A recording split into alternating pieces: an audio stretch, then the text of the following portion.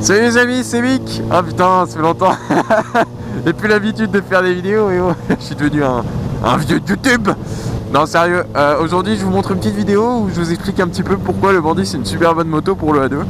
Voilà, donc je suis posé, il n'y a rien de super fun tout ça, mais vu qu'on me demande toujours cette question, bah il y a un moment je fais la réponse en vidéo, comme ça voilà, dès qu'on me demande, je redirige vers la vidéo et ça m'évite de faire des pavés. Donc voilà les amis, allez, je vous fais des bisous pour la prochaine vidéo. Hop.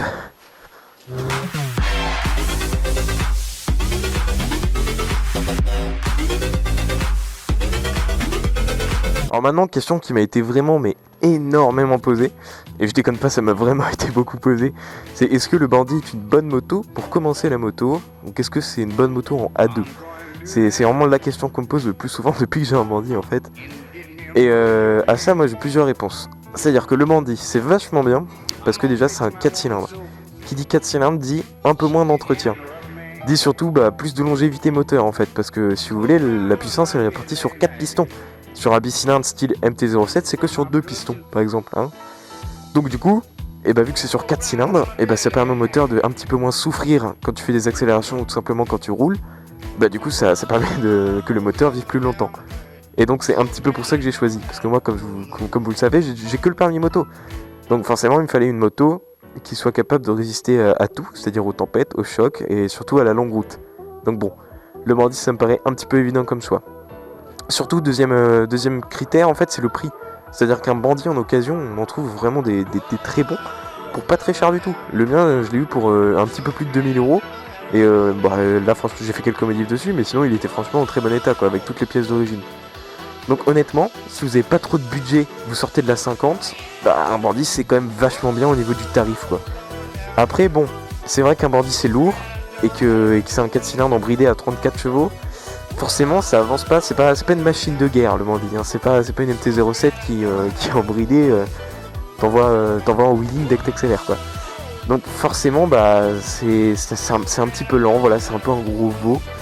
Mais moi c'est pas ce que je cherchais personnellement, moi il me fallait une moto qui soit fiable, il me fallait un fidèle destrier. Et donc voilà quoi, si vous prenez un Bandit, vous attendez pas à avoir des performances incroyables. Je vous rassure, c'est largement, mais alors très largement suffisant pour démarrer la moto. Hein. C'est quand même un Bandit, c'est un gros cube. On n'est pas sur une 50, on n'accélère pas à 80 maximum.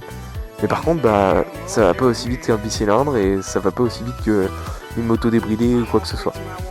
Après, l'avantage que je trouve au Bandit, c'est qu'on a quand même un moteur qui est vachement valorisant. C'est-à-dire que le moteur est gros, la moto est super grosse, c'est fat. On est bien dessus, c'est pas une petite KTM 390, tu vois, où c'est tout petit, on dirait un petit jouet. Je dis ça parce que j'en ai essayé une et ça m'a vraiment pas plu. On dirait un jouet. Et bref.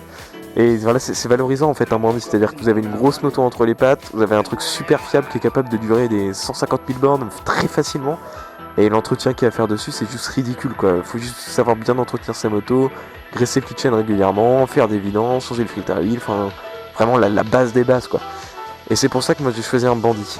Après, dites-vous quelque chose, c'est que si vous prenez un Bandit en première moto, vraiment vous attendez pas un truc de guerre incroyable qui va vous emmener comme des fous quoi. C'est une moto au type, ça convient pas aux gens qui sont là pour faire des wheelings, pour faire les fous, etc. en moto. Ça convient vraiment aux gens qui veulent avoir une vraie bonne moto pour commencer, qui veulent avoir un gros cube, qui était en 50 et qui veulent passer sur une moto fiable, qui est lourde, parce que ça fait quand même 240 kg, donc à manier, hein, c'est tendex.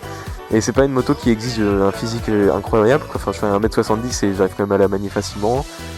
C'est une moto qui est pas compliquée, c'est vraiment la moto de base, une moto simple et une moto qui vous emmènera partout. Donc moi honnêtement, très sincèrement, je vous conseille le Bandit en A2. C'est pas ce que diront la plupart des gens, parce que la plupart des gens en gros cube vous diront que ça avance pas, que c'est trop lourd, tout ça. Mais au moins quand on a conduit un Bandit en première moto, après on est capable franchement de tout conduire. Enfin je veux dire, je peux poser les cale-pieds, je suis pas encore au stade de poser le genou, mais je sais très bien qu'un jour je pourrais y arriver. Le châssis du Bandit est pas incroyable, mais c'est largement suffisant pour commencer à s'amuser. Donc franchement, foncez sur le Bandit quoi.